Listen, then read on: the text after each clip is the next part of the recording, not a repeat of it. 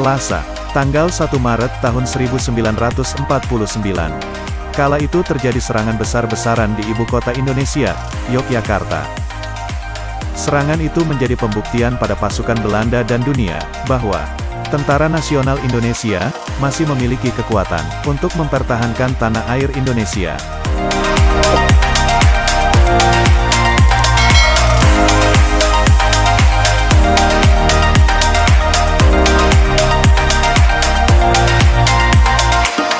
Hari ini saya mau ajak kalian semua berwisata sambil mengenang sejarah perjuangan Jenderal Besar Sudirman di Pacitan. Jenderal Sudirman adalah seorang pahlawan revolusi nasional dalam sejarah perjuangan Republik Indonesia. Di usia 31 tahun beliau telah menjadi seorang Panglima dan Jenderal Besar Anumerta dengan bintang 5 Republik Indonesia. Terus apa hubungannya Jenderal Sudirman berada di Pacitan? Sebelum melakukan serangan ke Yogyakarta pada Desember tahun 1948, Jenderal Sudirman menyusun kekuatan atau pasukan gerilya di hutan lereng Gunung Lawu, tepatnya di Dusun Sobo, Kabupaten Pacitan. Dan menurut sejarah dari desa setempat, beliau tinggal di kawasan desa Sobo kurang lebih 3 bulan sejak tanggal 1 April tahun 1949 sampai tanggal 7 Juli tahun 1949 silam. Bahkan, saat ini sebuah monumen Jenderal Sudirman berdiri kokoh menjulang tinggi tak jauh dari desa Sobo, tepatnya di desa Pakis Baru Kecamatan Nawangan, Kabupaten Pacitan.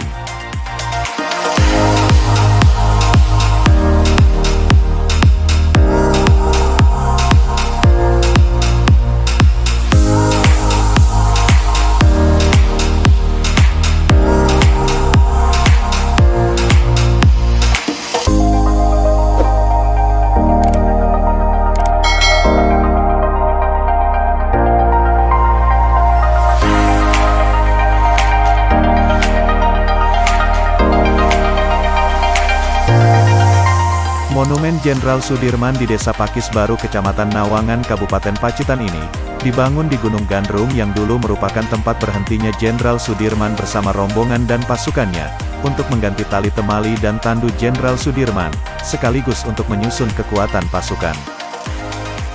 Ketika kalian berkunjung di monumen ini, kalian akan disuguhkan patung raksasa Jenderal Sudirman yang tingginya 8 meter, dan untuk bisa melihat patung tersebut, kalian harus melalui 70 anak tangga terlebih dahulu.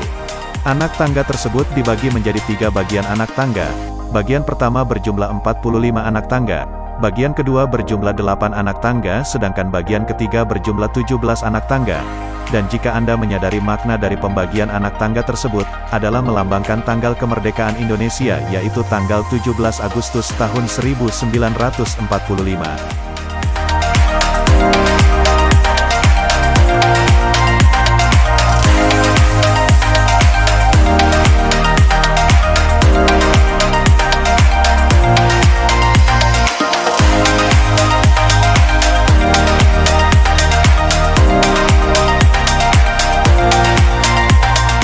Di kawasan Monumen Jenderal Sudirman ini, kalian akan melihat lapangan yang sangat luas dan dikelilingi bangunan berbentuk persegi, dan pada setiap sisi dinding digambarkan kisah hidup Jenderal Sudirman dengan bentuk relief dari tembaga.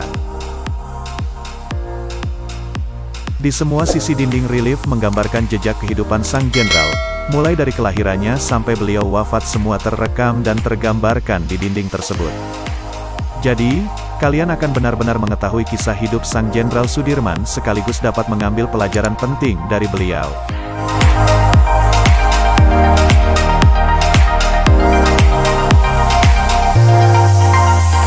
Di balik megahnya Monumen Jenderal Sudirman di Pacitan ini, ternyata menyimpan banyak sekali sejarah dan perjuangan yang berhubungan dengan pembangunannya.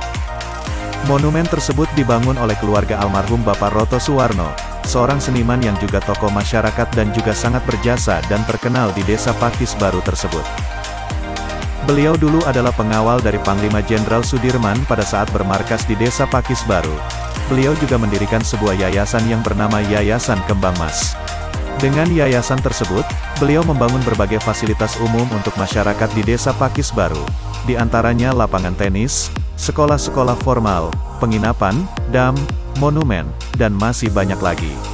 Dan semua fasilitas-fasilitas yang dibangunnya ini diberi nama Kembang Mas, dan yang paling tersohor dari pembangunan-pembangunan yang telah dia lakukan adalah pembangunan Monumen Jenderal Sudirman ini.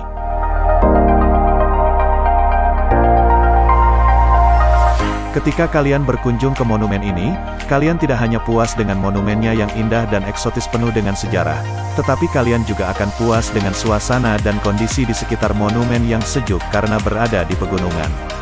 Monumen ini diresmikan oleh Presiden Indonesia yang ke-6 Bapak Susilo Bambang Yudhoyono, pada tanggal 15 Desember tahun 2008 dan monumen ini dibangun sebagai bentuk penghormatan untuk mengenang semua jasa-jasa Jenderal Besar Sudirman, yang telah berjuang dan mengusir penjajah dari bumi pertiwi Republik Indonesia ini.